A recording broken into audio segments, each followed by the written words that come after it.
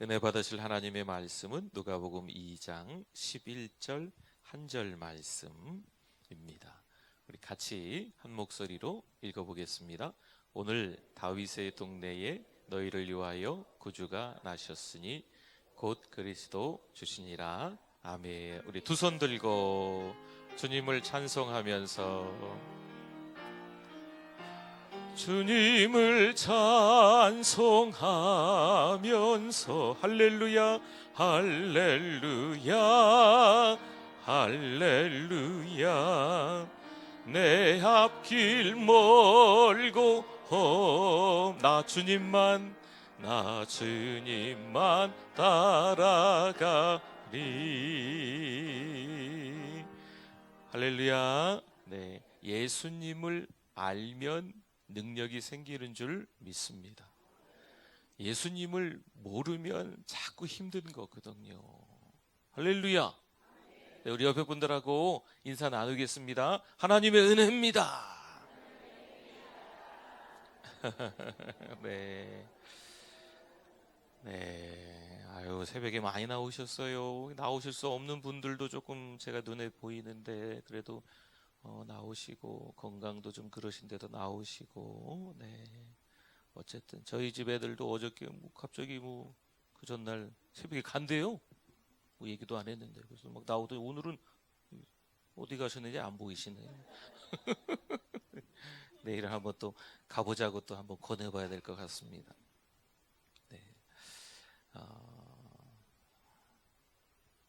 예수님이 누군지를, 어떤 존재이신지를 알고 예수님이 행하신 일이 무엇인지를 정확히 알기 위해서 누가복음의 말씀을 지금 나누고 있습니다. 이 누가복음 말씀을 통해서 나에게 있어서, 아니 옆에 분이 누가 뭐라고 해도, 다른 교회가 뭐라고 해도, 다른 나라의 어떤 믿음 좋은 사람이 뭐라고 해도 내가 모르면 소용이 없거든요. 내가 누가복음 말씀을 통해서, 특별히 다니엘 세일의 기도회를 통해서 예수님이 어떤 분인지 아셔야 돼요. 내가 예수님 만나야 되거든요. 교회 다니시죠? 네. 예수님 믿으시죠? 네. 아는 게 더 없어요. 네. 예수님이 누구신지, 나에게 어떤 존재인지 믿음이 생길 수 있기를 바랍니다. 우리 누가복음 1장 4절에 보면요, 확실하게 해야 된다라는 말씀이 있어요. 예수님이 누구신지 좀 그 믿음의 확인이 확실해져야 돼요. 그리고 예수님이 어떤 일을 하셨는지를 아셔야 우리가 삶 속에서 흔들리지 않을 수 있거든요. 사실 이 유대인들은 로마의 압제를, 억압을, 착취를 당하고 있었습니다.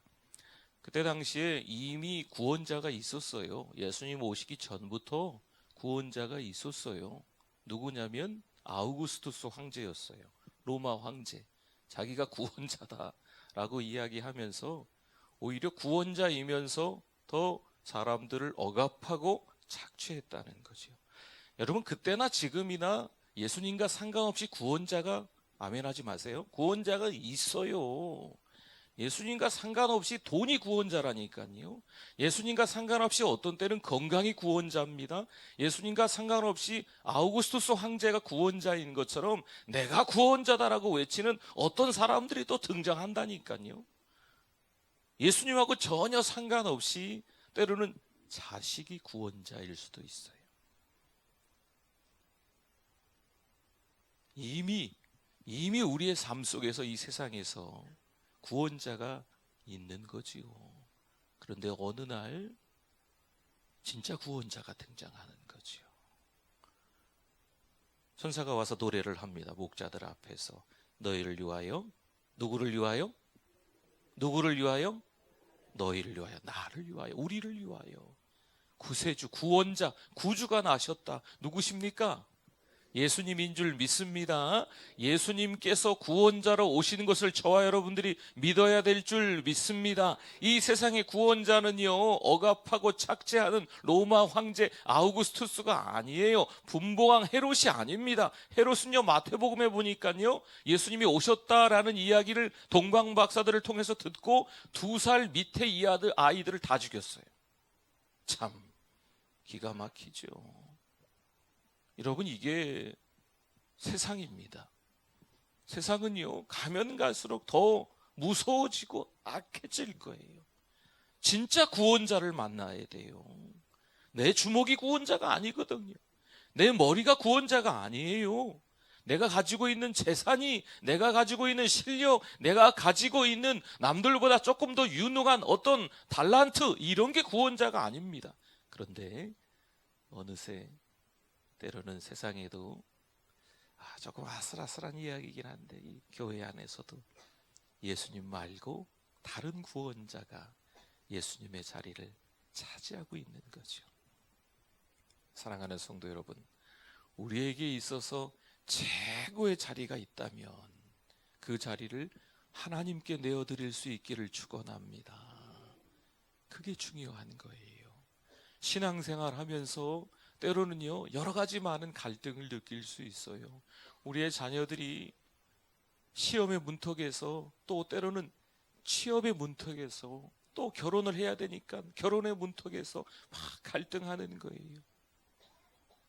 어떻게 선택을 해야 될지, 누구랑 결혼을 해야 될지, 어떤 직장에 다녀야 될지, 내가 누구인지, 내가 지금 누구를 믿고 있는지, 이런 거랑 상관없이 선택하는 거지. 이미 그들에게 있어서 구원자는 연봉이거든요. 이미 그들에게 있어서 구원자는 아우구스투스나 헤롯이거든요.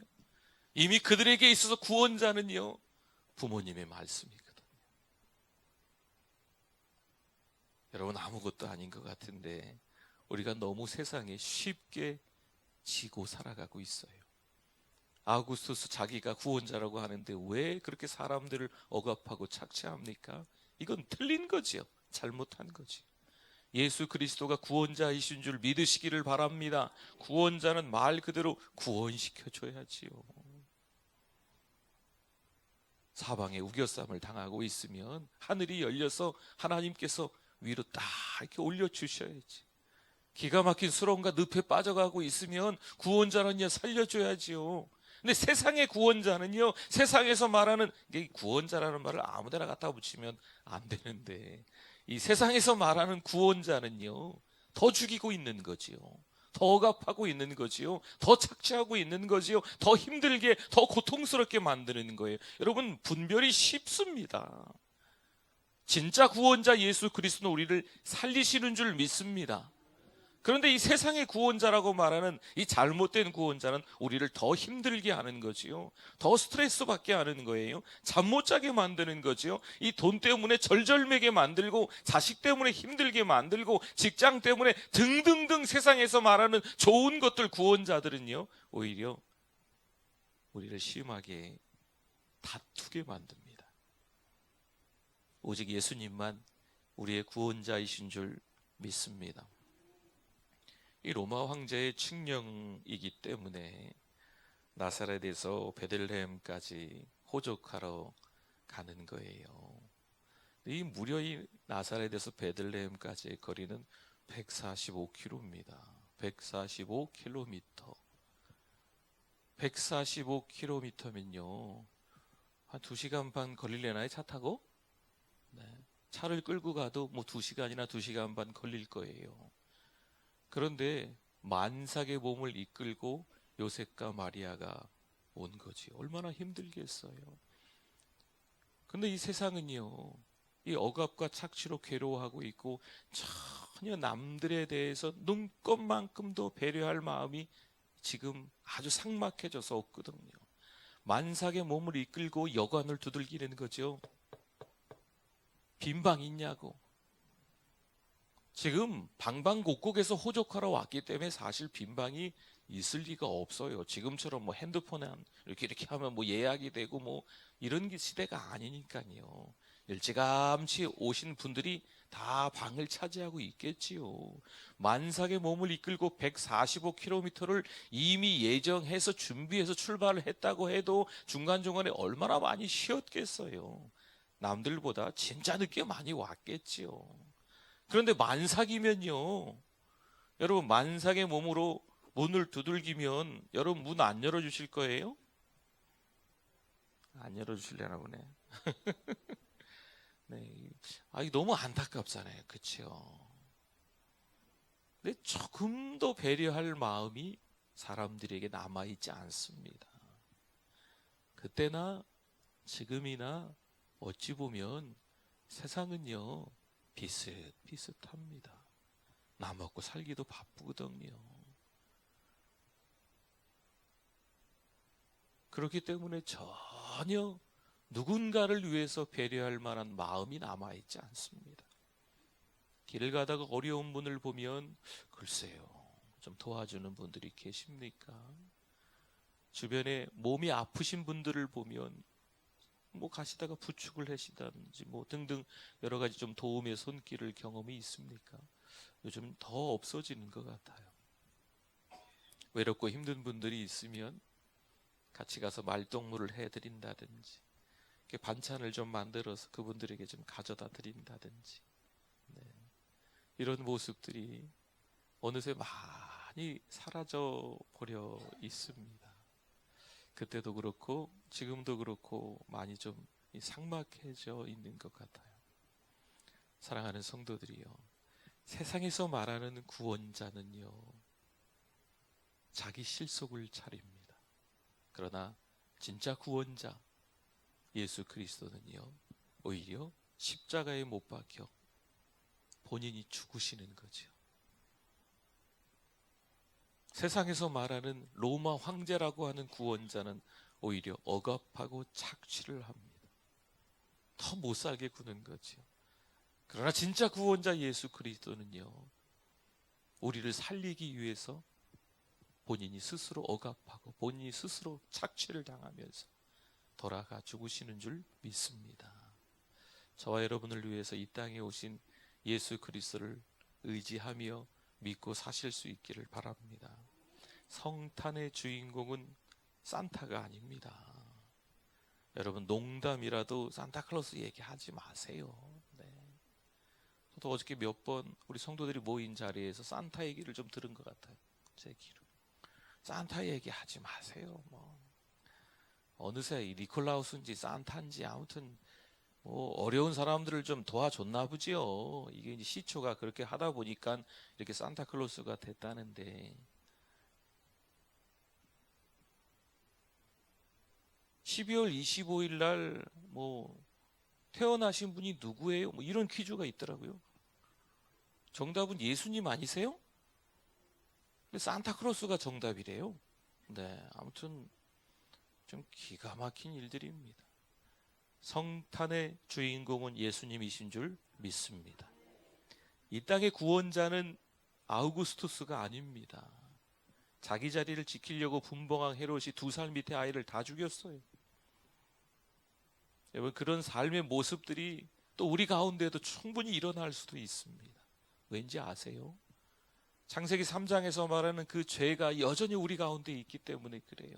여전히 우리가 죄를 짓기 때문에 그렇습니다. 그래서 누가 필요해요? 십자가에 달려 죽으신 예수님이 필요한 거예요. 예수님을 믿는 저와 여러분이 되실 수 있기를 바랍니다. 예수님이 누구신지를 알아야 됩니다. 예수님이 나를 위해서 어떤 일을 하셨는지를 깨달아야 될 줄 믿습니다. 그러면 오늘의 삶이 달라지는 거죠. 오늘 어떻게 살아야 하는지를 깨달을 수 있는 거예요. 오늘 누구누구를 만났을 때 그들에게 내가 어떤 말을 해야 될지, 어떻게 행해야 될지, 그들의 말을 어떤 말을 들어야 될지를 찾을 수가 있는 거지.